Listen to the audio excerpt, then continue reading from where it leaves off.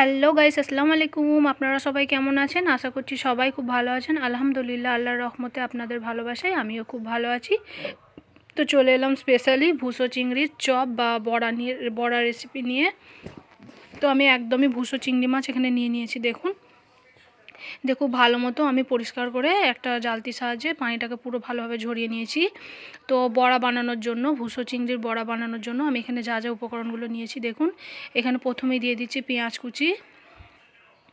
তো আমি এখানে 3টে মিডিয়াম সাইজের পেঁয়াজ কুচি করে নিয়েছি একদম সরু সরু করে। তারপর দিয়ে দেবো এখানে কাঁচামরিচ। তো আমি এখানে 6 থেকে 7টা কাঁচামরিচ একদম কুচি করে নিয়েছি। তারপর দিয়ে দিচ্ছি ধনিয়া পাতা কুচি। তো এটা বানানো খুবই সহজ আর খেতে কিন্তু দারুণ মজা। সন্ধ্যে স্ন্যাক্স হিসেবে বা গরম ভাতের সাথেও আপনারা এই চপ বা বড়াটা বানিয়ে নিতে পারেন। খুবই ভালো লাগবে খেতে। এরকম যদি বড়া হয় আর সঙ্গে ডাল হয় আর কিছুই দরকার লাগে না, এতটাই সুন্দর লাগে খেতে। তো দেখুন আমি এখানে নিয়ে নিচ্ছি 1 চামচ আদা রসুন বাটা। তারপর দিয়ে দিচ্ছি স্বাদ মতো লবণ। তারপর দিয়ে দিচ্ছি 1 চামচ লঙ্কা গুঁড়ো। তো আমি এটা একটু স্পাইসি করেই বানাবো, কারণ যে কোনো চপ বা বড়া একটু ঝাল ঝাল খেতেই বেশি ভালো লাগে। তারপর দিয়ে দিচ্ছি এখানে হলুদ গুঁড়ো 1 চা চামচ। তারপর জিরে গুঁড়ো দিয়ে দিচ্ছি 1 চা চামচ। তারপর দিয়ে দেবো ধনিয়া গুঁড়ো 1 চা চামচ। সমস্ত মশলা আমি হাত দিয়ে খুব ভালো মতো মেখে নেব। পেঁয়াজটা খুব ভালো মতো মেখে নিতে হবে। সমস্ত মশলা আমি একসঙ্গে ভালোভাবে পেঁয়াজের সঙ্গে মাখিয়ে নিচ্ছি। দেখুন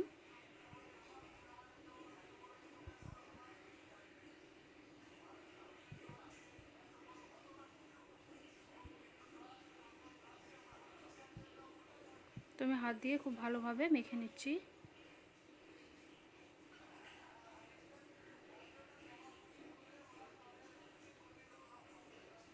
তারপরে দিয়ে দেবো ধুয়ে রাখা চিংড়ি মাছটা। তো একদমই ফ্রেশ, দেখেই বুঝতে পারছেন।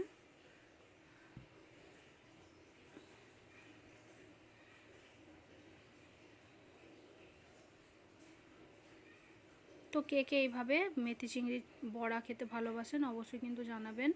আর আপনারা কিভাবে বানান সেটাও অবশ্যই কমেন্টের মাধ্যমে জানাবেন। একবার এইভাবে সিম্পল পদ্ধতিতে বানিয়ে দেখতে পারেন, সবথেকে সুন্দর টেস্ট আসে। তো দেখুন খুব ভালো মতো আমি হাত দিয়ে মেখে নিচ্ছি।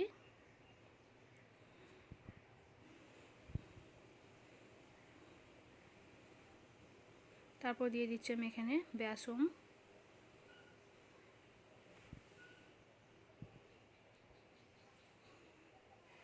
তো দেখুন আমি এখানে বেসন দিয়ে দিচ্ছি। আমি 2 চামচের একটু বেশি দিয়েছি বেসন এখানে। খুব ভালো মতো মেখে নিচ্ছি।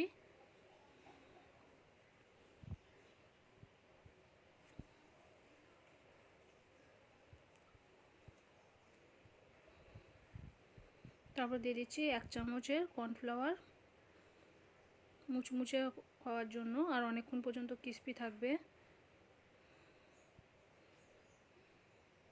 তারপর দিয়ে দিচ্ছি আমি এখানে একটু গরম মশলার গুঁড়ো। সমস্ত উপকরণ খুব ভালো মতো আমি আর একবার মাখিয়ে নেব।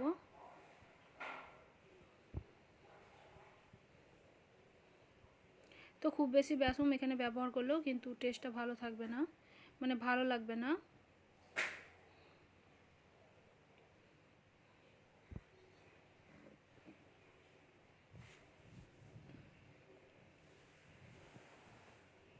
তো দেখুন খুব ভালো মতো আমি মাখিয়ে নিয়েছি। তো আমি রেস্টে রাখবো এখন 10 মিনিটের মতো। ঢাকনা বন্ধ করে আমি 10 মিনিট রেস্টের জন্য রেখে দিচ্ছি।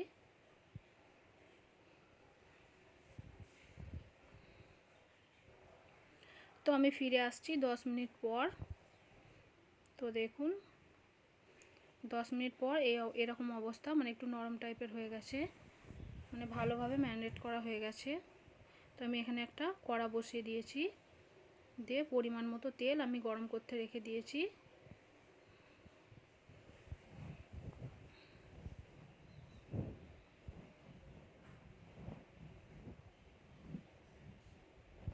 দিয়ে আমি আস্তে আস্তে করে দেখুন বড়ার শেপ দিয়ে নিচ্ছি। এক এক করে এবার তেলের মধ্যে আমি দিয়ে দেব।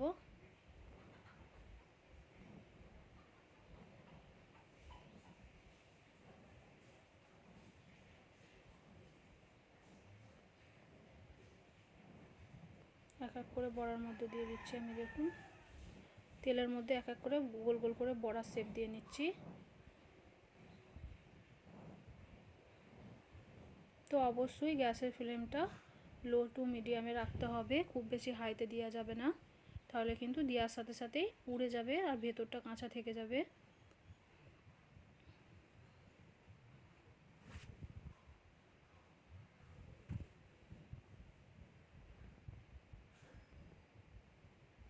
তো এক এক করে সমস্ত বড়া আমি এখানে দিয়ে দেব।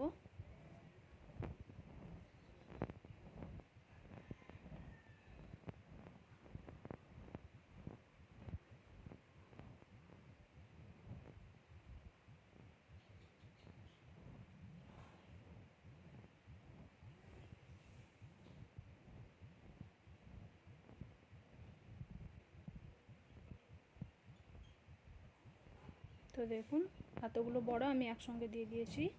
এবার এক এক করে উল্টে পাল্টে গোল্ডেন ব্রাউন করে আমি ভেজে নেব।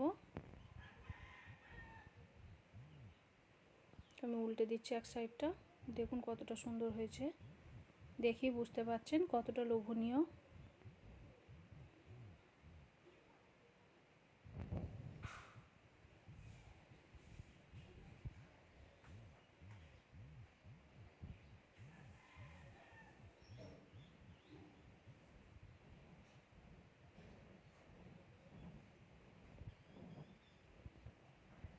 তো সমস্ত বড়াগুলো আমি একইভাবে উল্টে পাল্টে লাল করে ভেজে নেব।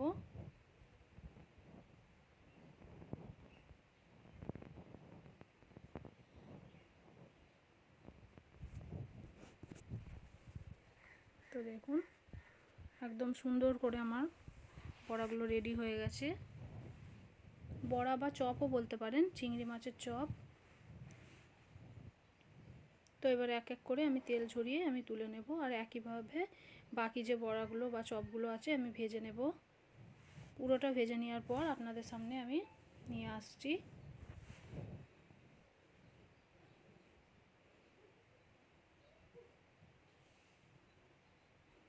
তো তেলটা ভালোভাবে ঝরিয়ে আমি তুলে নিচ্ছি। দেখুন তো সমস্ত চপগুলো আমার রেডি হয়ে গেছে। তো কতটা ক্রিস্পি হয়েছে দেখেই বুঝতে পারছেন, একেবারেই হাতে দিলে গুঁড়িয়ে যাবে, এতটাই ক্রিস্পি আর এতটাই ইয়াম্মি হয়েছে। তো এরকম আপনারা সন্ধ্যে স্ন্যাক্স হিসেবে বা গরম ভাতের সঙ্গে আপনারা এই রেসিপিটা বানিয়ে দেখতে পারেন, খুবই ভালো লাগবে খেতে। আমার কাছে তো দারুণ একটা রেসিপি, তাই ভাবলাম আপনাদের সাথেও আমি শেয়ার করি। তো বিভিন্ন ধরনের হয়তো আপনারা বানিয়েছেন, সবথেকে সহজ পদ্ধতিতে এই রেসিপিটা একবার অবশ্যই ট্রাই করে দেখতে পারেন, দুর্দান্ত লাগবে। তো আমার চ্যানেলে নতুন হয়ে থাকলে চ্যানেলটিকে অবশ্যই সাবস্ক্রাইব করে রাখবেন, আর এরকমভাবে সুন্দর সুন্দর ঘরোয়া রান্নার রেসিপিগুলো পাওয়ার জন্য অল নোটিফিকেশানটাকে অন করে রাখবেন। ততক্ষণের জন্য ভালো থাকবেন, সুস্থ থাকবেন। আল্লাহ হাফেজ।